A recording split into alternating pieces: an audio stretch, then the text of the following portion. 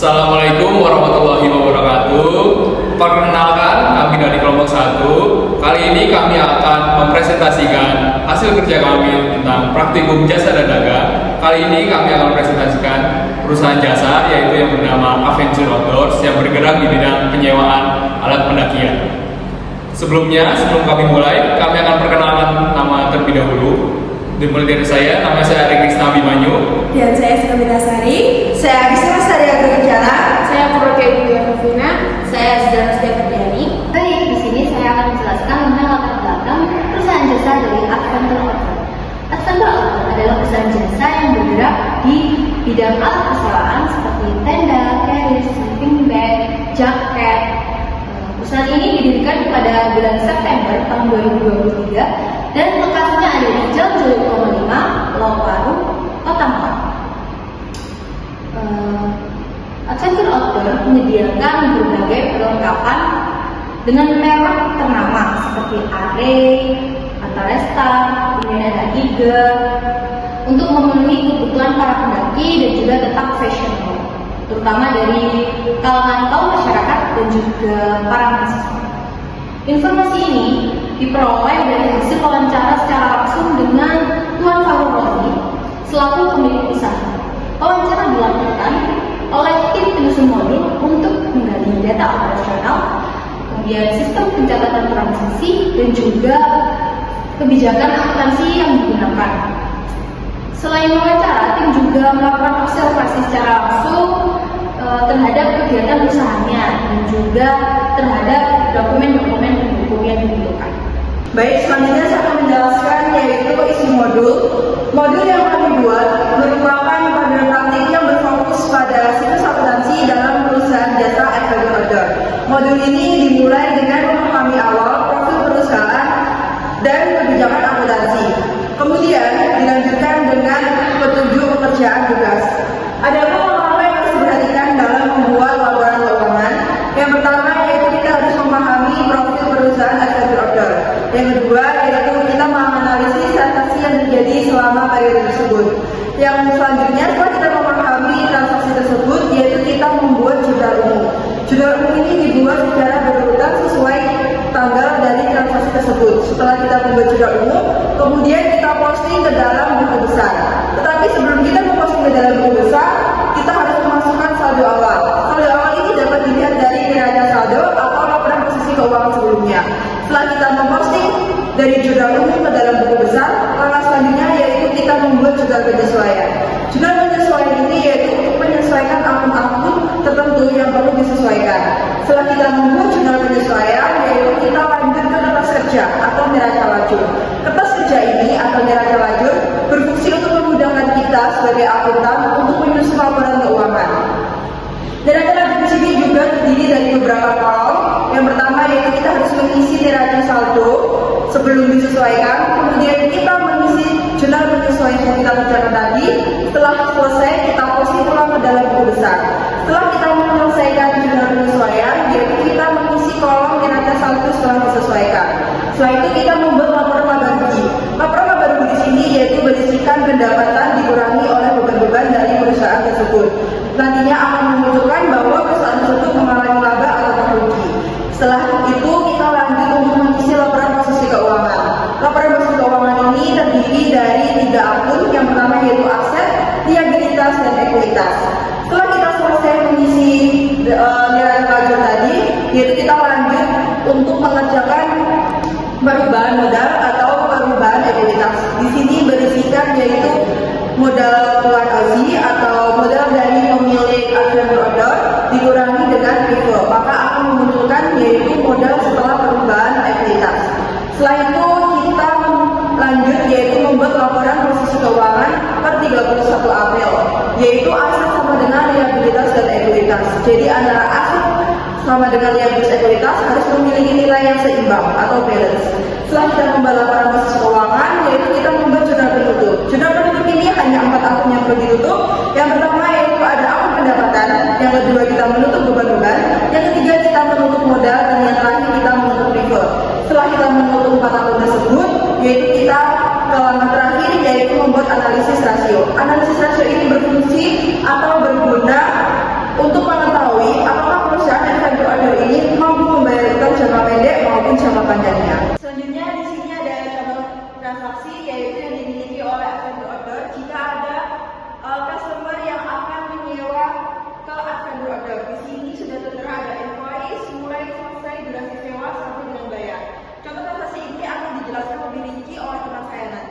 Selanjutnya ada studi kasus. Adventure Order adalah perusahaan jasa persewaan alat pendakian yang mengalami volume transaksi harian yang cukup tinggi. Namun, perusahaan belum memiliki sistem pencatatan keuangan dan infrastruktur. Masalah atau kasus yang diangkat dalam perusahaan Adventure Order ini yaitu menimbulkan risiko kesalahan pencatatan, keterlambatan laporan, dan informasi keuangan yang kurang akurat. Selanjutnya ada kebijakan akuntansi. Kebijakan akuntansi yang dipakai pada perusahaan Adventure Order ini yang pertama yaitu pencatatan transaksi menggunakan metode aktual basis dengan pendekatan neraca. Yang kedua, aktivitas yang berupa peralatan kantor didepresiasi menggunakan metode garis lurus berdasarkan ketentuan standar akuntansi pajak atau SAP yang tergolong kelompok 1 dengan masa manfaat 4 tahun dengan tarif 25%. Yang ketiga yaitu gaji kasir 3 juta untuk 2 karyawan, dan yang terakhir yaitu gaji karyawan maintenance yaitu 2 juta. Jadi di sini ada contoh bukti transaksi yang pertama yaitu nota. Nota ini dibuat oleh kasir untuk membuat informasi penting tentang pelanggan. Yang pertama yaitu ada invoice. Invoice ini dikeluarkan oleh penjual kepada pembeli untuk mengorganisir transaksi. Kemudian ada mulai. Mulai ini adalah tanggal waktu pengambilan barang, dan selesai itu yaitu tanggal tenggat pengembalian barang. Selanjutnya ada status booking. Status booking yaitu menunjukkan bahwa tanggal pemesanan dan tanggal pengembalian barang itu berbeda. Jika statusnya aktif, yaitu menunjukkan bahwa tanggal pemesanan dan tanggal pengembalian barang yaitu sama. Kemudian ada total. Total harga yaitu keseluruhan barang yang dipesan sebelum diskon. Kemudian ada total. Total yaitu total keseluruhan barang yang dipesan sebelum diskon. Kemudian dibuat oleh yaitu nota dibuat oleh kasir yang bertugas. Kemudian ada angka 2 yaitu menunjukkan jumlah barang yang disewa. Kemudian 17.000 yaitu menunjukkan nilai harga barang yang disewa. Kemudian ada 5 hari yaitu menunjukkan lama waktu pelanggan tersebut menyewa barangnya. Baik, untuk bukti transaksi yang kedua ada bukti kas masuk. Bukti kas masuk merupakan dokumen yang digunakan untuk membuktikan bahwa perusahaan telah menerima uang tunai. Ini contohnya pembayaran dari Tuan Rama sebagai pelanggan. Kemudian ada invoice-nya, nomor invoice-nya. Kemudian ada jumlah pembayaran. Apabila terdapat diskon akan tertera pada di atas jumlah pembayaran. Kemudian jenis pembayarannya kami semua transfer BCA, dan kemudian tanggal efektif itu tanggal saat transfernya, saat masuknya.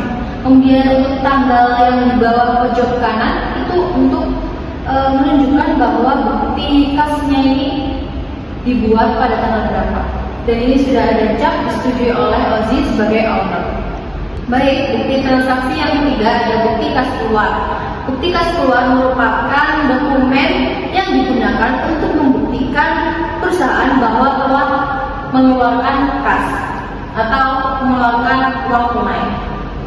Nah, di sini contohnya penerimanya PLN untuk pembayaran listrik.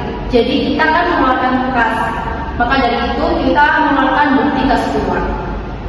Ini ada tertera jumlah pembayarannya, kemudian jenis pembayaran juga kami menggunakan transfer BCA, lalu ada tanggal efektifnya yaitu tanggal transfernya. Untuk tanggal yang ada di pojok kanan itu adalah tanggal saat kita membuat bukti kas keluarnya, dan ini sudah disetujui oleh OZI sebagai owner. Selanjutnya bukti transaksi yang keempat ada kwitansi. Kwitansi ini digunakan ketika kita mengeluarkan kas. Sebagai contoh pada gambar di sini, perusahaan Adventure Order mengeluarkan kas sebesar 1.500.000 untuk pembayaran gaji karyawan. Nah, gunanya kwitansi ini adalah untuk mempermudah atau membantu akuntan untuk menyusun di kas keluar. Untuk bukti transaksi yang terakhir ada bukti memorial. Bukti memorial sendiri digunakan dalam penyesuaian, penggunaan jurnal penyesuaian, yang dimana di sini dari Pak Rozi sebagai owner sendiri itu diberikan kepada manajer sebagai pemberitahuan bahwa ada penyesuaian dalam pencatatan pemakaian sewa toko pada bulan April 2025. Selanjutnya adalah simulasi siklus akuntansi. Yang pertama, penjelasan manual jawaban yang dibuat sesuai siklus akuntansi. Modul ini dikerjakan sesuai siklus akuntansi akuntan order, mulai dari pencatatan sampel awal, analisis transaksi, posting ke jurnal umum, posting ke buku besar, jurnal penyesuaian, hingga laporan keuangan dan jurnal penutup. Semua transaksi ataupun data dilakukan berdasarkan hasil atau bukti real selama bulan April 2025. Selanjutnya yang kedua ada peran manual dalam membantu proses pembelajaran dan pengecekan. Manual ini mempermudah mahasiswa untuk memahami akuntansi secara sistematis, membantu dalam mencatat, memeriksa kesesuaian data, serta melatih keterampilan analisis laporan keuangan. Selanjutnya yaitu saya akan membahas terkait dengan tantangan dan solusi. Dalam pengerjaan praktikum jasa dagang ini, tentu saja kami memiliki beberapa tantangan serta solusi dalam menghadapi masalah yang kami hadapi. Tantangan yang pertama ialah sulitnya mengatur jadwal wawancara. Solusi yang kami ambil yaitu membuat janji lebih awal. Dengan kami dari nomor 1 membuat janji lebih awal dengan pemilik asal order, tentu saja kami dapat mewawancarai pemiliknya yaitu Tuan Ozi untuk kita mengetahui profil perusahaan asal order. Kemudian yang kedua, kurangi data yang diberikan. Solusi yang kami berikan yaitu mencatat data secara rinci. Maksudnya di sini ya kami yaitu mencatat data apa yang kami perlukan untuk menyusun laporan keuangan. Kemudian kita berikan kepada Tuan Ozi selaku pemilik asal order. Kemudian akan diberikan data tersebut dengan rinci. Jika kami masih memiliki kekurangan, maka kami akan menghubungi perusahaan tersebut untuk mengambil data yang kami perlukan. Terima kasih. Baik, yang terakhir kesimpulan dan manfaat yang kelompok kami bisa simpulkan adalah bahwa setelah melaksanakan pembelajaran berbasis project based learning ini pada perusahaan jasa, kelompok kami menyimpulkan bahwa pendekatan ini sangat efektif dalam mengasah kemampuan praktis mahasiswa. Melalui kegiatan proyek ini kami dapat secara langsung menerapkan konsep-konsep akuntansi ke dalam studi kasus nyata. Metode project based learning juga mendorong kolaborasi tim dan menumbuhkan kreativitas dalam pencatatan transaksi serta penyusunan laporan keuangan. Selain itu, mahasiswa menjadi lebih termotivasi karena terlibat secara aktif dalam proses pembelajaran yang dikaitkan langsung dengan situasi nyata. Secara keseluruhan, implementasi project based learning dalam konteks perusahaan jasa memberikan pengalaman belajar yang relevan dengan dunia industri, sekaligus membekali peserta didik dalam menghadapi tantangan nyata di dunia kerja. Sekian presentasi dari kelompok kami. Jika ada salah kata atau kurang mohon dimaafkan. Wassalamualaikum warahmatullahi wabarakatuh.